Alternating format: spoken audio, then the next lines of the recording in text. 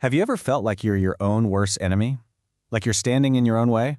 Well, today we are pulling back the curtain on those hidden forces, those invisible scripts that are secretly running our lives and either setting us up for success or for failure. I mean, really think about it for a second. Why do really smart, capable people put things off? Or, and this is a big one, why do we sometimes blow things up right when we're about to succeed? It doesn't make logical sense, right? Well, these are the questions we're going to get to the bottom of. And let's get one thing straight right off the bat. The problem isn't a lack of resources. Not at all. We are living in a time with more opportunity than any other in human history. I mean, just look at someone like Colonel Sanders, who started KFC when he was 65, or Oprah Winfrey, who came from unbelievable hardship. The real problem isn't what's happening outside of us. It's the battle going on inside.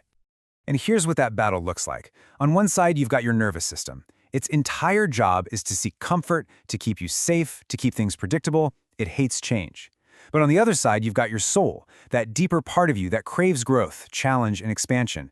And it's this tug-of-war, this constant tension between comfort and growth that keeps so many of us feeling stuck.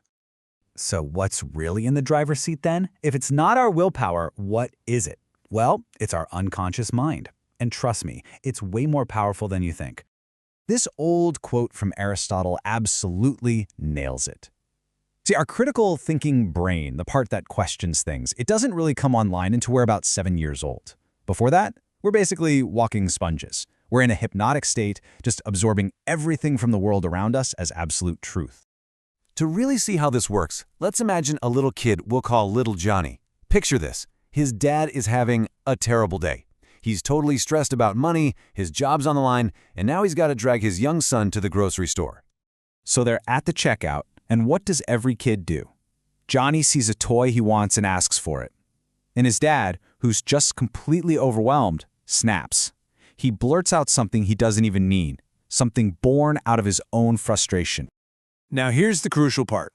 Little Johnny is too young to understand adult stress. He doesn't hear Dad's having a bad day. All he hears are those words, and he takes them literally. They become part of his identity. He internalizes them as, I'm not good enough, I'm not worth it, I'm undeserving. And just like that, a core belief is planted that can quietly run his entire life. And this leads us to what I think is the first law of personal growth. You will never rise above the opinion you have of yourself. That deep, unconscious opinion, often formed when you were a kid like Johnny, creates an invisible ceiling on your success, your income, your happiness, everything. And if you're wondering just how big of a deal this is, well, look at the numbers. Our conscious mind, the part of us that sets goals, that has willpower, is only running the show about 5% of the time. The other 95%, that's the unconscious. That's all habits, automatic behaviors, and that deep early programming we just talked about. Here's the best analogy I've ever heard for this. Imagine your conscious mind, with all its goals and good intentions, is a tiny, hardworking ant. It knows exactly where it wants to go. The problem is, that little ant is marching on the back of a giant elephant, your unconscious mind. And if that elephant, with all its old programming, is pointed south, it doesn't matter how hard the ant tries to march north. The elephant is going to win every single time.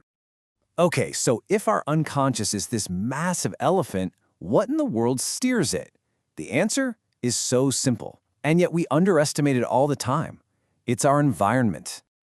This is a rule you can take to the bank. Over time, your environment will always beat your willpower. There's no contest. It's just common sense, right? You can have the best intentions to stay warm, but if you live in a freezer, the environment wins. You could absolutely hate jazz music, but if your carpool buddy blasts it for an hour every day, by the end of the month, you're going to find yourself humming it. We are programmable, and our environment is the programmer. And this just hammers home the law of conformity. Seriously, think about the 9 people you spend the most time with. If they're broke and complain all the time, or if they're motivated and optimistic, odds are you are going to become the 10th. Your peer group is maybe the most powerful part of your environment. Okay, I know this might all sound a bit heavy, but here's the good news. This is where we turn the corner. We are not stuck. We can absolutely change our programming. We can learn how to steer our own elephant. And it all starts with a simple 3-step plan to take back the reins. So here's the game plan. It's really straightforward. First, you have to stop putting the wrong things in. Be ruthless. Cut out the constant negative news. Distance yourself from toxic complaining people. Step 2, start intentionally putting the right things in. Flood your mind with great podcasts, inspiring books, interviews with people you admire. And third, and this is key, you have to get the old programming out. And for that, you often need help. You need a coach or a mentor who can see what you can't. And that third step is so critical because the problem we think we have is almost never the real problem. For example, a client came to me wanting help with time management. But after digging in, the real issue was a deep fear of rejection that made it impossible for him to say no to anyone. A good coach sees that. We see the pattern you're stuck in. You see, following these steps isn't just about fixing what's wrong. It's about playing a much bigger game. It's about pursuing the ultimate goal, which is self-mastery. So what is self-mastery? It's the ability to walk into a room where everything is falling apart, where everyone is panicking, and to be the calm, centered eye of the storm. It's the ability to lead, not from a place of ego, but from a place of stability when things get chaotic. And here's the most beautiful part of doing this work. You stop trying to change everyone around you. You realize that lecturing people doesn't work.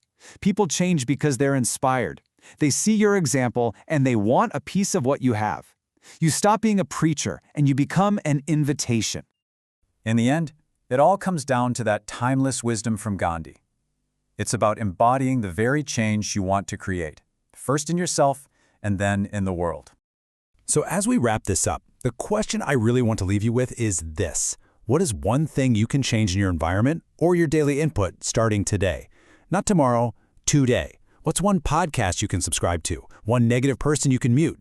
What's the first step you can take to start steering your elephant in the direction you actually want to go? Because that whole journey, it begins right there.